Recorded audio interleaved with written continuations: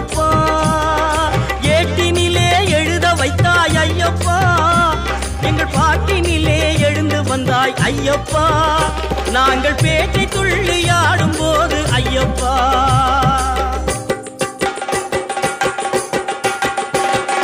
பேட்டை துள்ளியாடும் போது ஐயப்பா, நீ ஆட்டமாடி வந்திடுவாய் ஐயப்பா.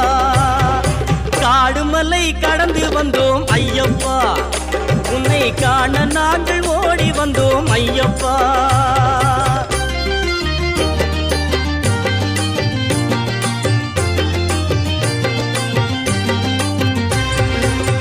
நிலவிழி கண்ணன்